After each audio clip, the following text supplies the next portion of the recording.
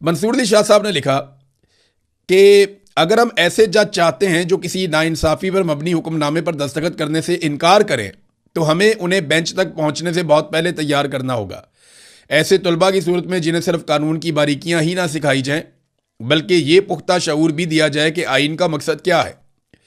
پختہ نظریہ رکھنے والا طالب علم ایک دیانتدار وکیل بنتا ہے. دیانتدار وکیل ایک بے خوف بار رہنما اور بے خوف بار رہنما جج بنتا ہے جو ناانصافی کے سامنے نہیں کہنے کی جرت رکھتا ہے. اگر ہم ایک نسل کو یہ یقین اور عزم دے دیں تو کوئی آئینی ترمیم اسے ان سے چھین نہیں سکتی کیونکہ پختہ نظریات میں ترمیم نہیں کی جا سکتی. ایک اور بات جو انہوں نے کی کہ پاکستان کا خواب ایک شاعر نے دیکھا تھا اور اسے ایک وکیل نے دلیل کے ذریعے حقیقت کا روپ دیا تھا. اقبال کا یقین اور جناح کا مقدمہ. کہیں نہ کہیں ہم نے وکیل تو یاد رکھا مگر شاعر کو ہم نے بھلا دیا. جو روح تھی پاکستان بنانے کے پیچھے اس کو ہم بھول گئے اور یوں ہمارے پاس دلائل تو رہ گئے مگر وہ پختہ نظریات نہ رہے جو قوموں کو رستہ دکھاتے ہیں.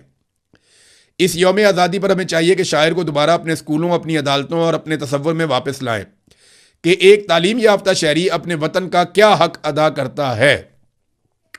فیض نے جس صبح کا خواب دیکھا تھا اس کی پیشانی آج بھی داغدار ہے. انہوں نے ہمیں چلتے رہنے کا پیغام دیا تھا چلے چلو کیونکہ وہ حقیقی صبح ابھی طلوع نہیں ہوئی. یہ جناب انہوں نے ایک آرٹیکل لکھا اور بھی بہت ساری چیزیں اس میں نے آپ کو مین چیزیں ایک دو پڑھ کے سنائی ہیں. جسٹس منصور علی شاہ صاحب جو ہے نا انہوں نے اصولوں کے مطابق اپنی زندگی گزارنے کی کوشش کی لیکن یہاں پہ سبھی کمپرومائز ہوتے ہیں اور میں زیادہ کچھ نہیں کہوں گا.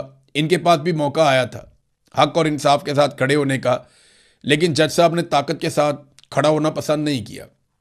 لڑائی کے بعد جو مکہ آپ کو یاد آئے اسے اپنے منہ پر مار لینا چاہیے. آج جج صاحب تاریخ کی درست سمت میں کھڑے ہیں لیکن انہیں دیکھنا پڑے گا کہ ماضی میں وہ تمام موقعوں پر ٹھیک سمت میں ہی کھڑے تھے یا کہیں پہ کمپرومائز ہو رہے تھے.